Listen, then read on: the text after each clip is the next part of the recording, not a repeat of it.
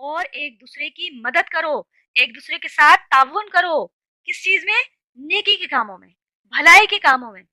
تقوی جس کے اندر آپ کا موجود ہو، اللہ کا ڈر رکھتے ہوئے جو کام کیا جا رہا ہو، وہ چیز جب آپ کو پتہ چل جائے تو پھر اس کی مدد کرنا ہے۔ تعاونوا علی البر والتقوی، بھلائی کے کاموں میں ایک دوسرے کا ساتھ دو، ایک دوسرے کی مدد کرو۔ اب یہ آیت جو ہے نا، آیت کا یہ حصہ بڑا مس یوز کیا جاتا ہے آج کے ٹائم میں، ممبر سے بھی اس کو کور کر لیتے ہیں، پھر اس کے بعد یہ کس طریقے سے مس یوز کیا جاتا ہے انشاءاللہ اللہ کی توفیق سے اس کے اوپر ڈسکس کریں گے کہ نیکی کے کاموں میں ایک دوسرے کا ساتھ دو، ایک دوسرے کے ساتھ تعاون کرو۔ ولا تعاونوا علی الاثم والعدوان، اور دیکھو ایک دوسرے کا ساتھ نہ دینا، ایک دوسرے کے ساتھ مدد نہ کرنا، ایک دوسرے کا تعاون نہ کرنا کسی برائی کے کام میں، کسی گناہ کے کام میں، کسی زیادتی کے کام میں، کسی سرکشی کے معاملے میں۔ جب کوئی سرکشی والی بات ہو رہی ہو، کسی کے ساتھ ظلم و زیادتی والا معاملہ ہو رہا ہو، کسی کی حق تلفی کی جا رہی ہو، کسی کا حق مارا جا رہا ہو، تو پھر ایسے معاملات میں کسی ایسے شخص کی مدد نہ کرنا، اس کے ساتھ نہ دینا۔ تو آ گئی نا بات کہ زیادتی میں اتنا آگے نہ بڑھ جانا کہ حق کا دامن چھوٹ جائے، اللہ تعالیٰ کی حدود کو پامال نہ کر دینا۔ یہ بھی اللہ کی حدود کے دائرے کے اندر آ رہی ہے نا بات کہ اللہ تعالیٰ کہہ رہے ہیں کہ بھلائی اگر کوئی کر رہا ہے تو اس کے مددگار بن جاؤ، اور اگر کوئی گناہ کے کام میں ملوث ہے تو اس سے چاہے کتنی اچھی دوستی ہے آپ کی، لیکن وہ دوستی نہیں نبھانی ہے بلکہ اس سے الگ ہو جانا ہے۔ اب اس چیز کو جو یوز کیا جاتا ہے کہ مدد مانگنے کا اللہ تعالیٰ نے حکم دیا ہے، تعاونوا، اور مدد کرو، علی البر، کیا کہا جا رہا ہے؟ نیکی کے کاموں میں۔ تو اب لوگ کہتے ہیں کہ پھر ایک دوسرے کی مدد کرنے کا، ایک دوسرے سے مدد مانگنے کا خود حکم دیا گیا ہے قرآن مجید میں۔ بھائی یہاں پر کہا جا رہا ہے کہ ظاہری مدد کی جائے گی۔ کوئی شخص، داتا صاحب اگر قبر میں ہیں، آپ ان سے پانی مانگ رہے ہیں تو یہ شرک ہے، یہ کیٹاگوریکلی شرک ہے، اس کو نہیں یہاں پر جو ہے وہ بڑھاوا نہیں دیا جا رہا ہے۔ اصل تعلیم کو سمجھنے کی ضرورت ہوتی ہے، جو ظاہری اسباب ہوتے ہیں، کیونکہ دنیا میں اللہ تعالیٰ نے ہمیں ایک دوسرے کے ساتھ معاشی تعلقات میں جوڑ کر رکھا ہے۔ دنیا اللہ تعالیٰ نے بقدر ایفرٹ بنائی ہے، اسباب کے ساتھ جوڑی ہے۔ ہاں، مسبب الاسباب اللہ تعالیٰ ہے، یعنی کہ سبب پیدا کر دینا، اسباب پیدا کر دینا، یہ اللہ سبحانہ وتعالیٰ کی کوالٹی ہے، اللہ سبحانہ وتعالیٰ کے کام ہے۔ اور اسباب میں ایک دوسرے کے ساتھ جڑ کر مدد کے ساتھ چلتے رہنا۔ اور ایک بات اس میں بولتی چلوں، ضمناً مجھے یاد آ گئی ہے کہ جو جس مائنڈ کے لوگ ہوتے ہیں نا، وہ خود بخود ان کے ساتھ جڑ جاتے ہیں۔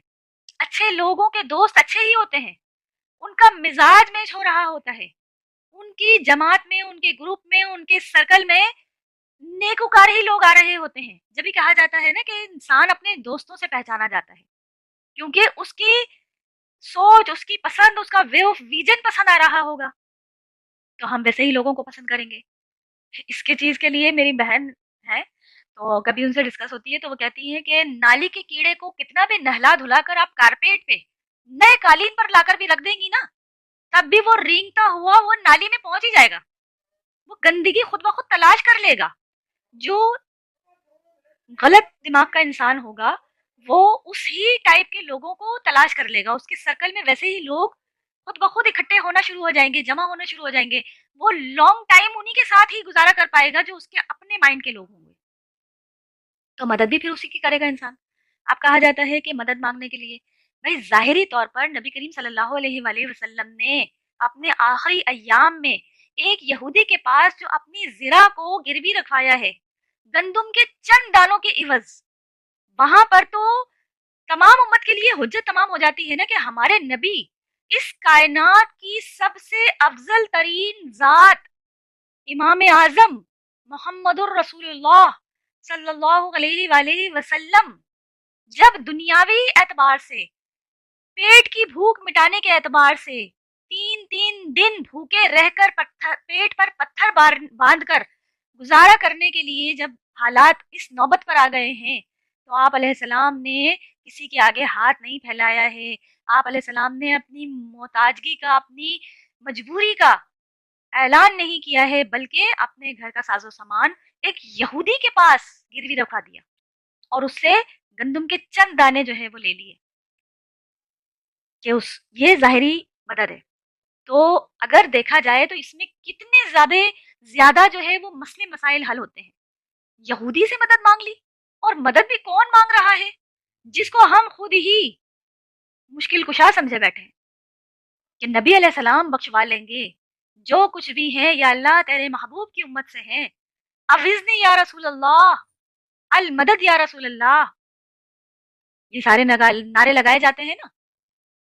تو اندازہ لگا لیں پھر ہمارے نبی نے تو ہمیں کیا تعلیم دی ہے کہ یہودی کے پاس گروی رکھوا دی ہے اپنی زرہ، اور اس سے پھر اپنے غذا کا انتظام کیا ہے.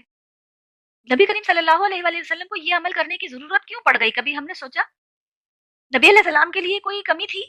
اللہ تعالیٰ کے حضور ہاتھ اٹھا دیتے. جیسے بنی اسرائیل میں آئے گا، سورہ بنی اسرائیل میں یہ لوگ ڈیمانڈ کرتے ہیں کافر لوگ کہ یہ نبی کو سونے کا محل کیوں نہیں مل جاتا؟ جیسے ہمارے ٹائم میں ہمارے سمجھ لو بزرگوں کے لیے کہا جاتا ہے کہ بزرگ صاحب جہاں تک نظر دوڑاتے تھے زمین سونے کی ہو جاتی تھی.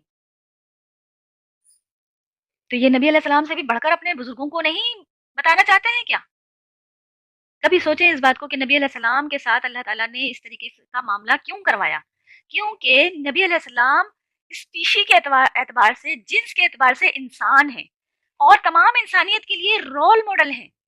اگر ان کو یہ زندگی کے مسائل فیس نہ کرنا پڑتے تو ہمارے لیے پھر وہ ایز اے ماڈل نمونہ طور پر نہ رہ جاتے، تو ہم ان سے پھر مثال لے ہی نہیں سکتے تھے.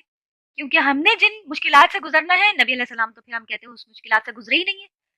وہ تو نبی تھے، ان کو کیا معلوم بھوک کیا ہوتی ہے، ان کو کیا معلوم بیٹے کی فوتگی پر کتنا دکھ ہوتا ہے. نہیں، یہ سارے معاملات اللہ تعالیٰ نے ان کے ساتھ کروائے ہیں تاکہ تمام انسانیت کا تربیت کی جا سکے کہ جب سب سے عظیم ترین ہستی بھی ان حالات سے گزری ہے تو ہم اور آپ کیا چیز ہیں؟ ہم تو کوئی شے ہی نہیں ہے پھر. تو نبی کریم صلی اللہ علیہ وآلہ وسلم کے لیے جبکہ جو ہزاروں معجزات نبی علیہ السلام کے رپورٹ ہوئے ہیں، اس میں نبی علیہ السلام کے لیے بے شمار باتیں آتی ہیں کہ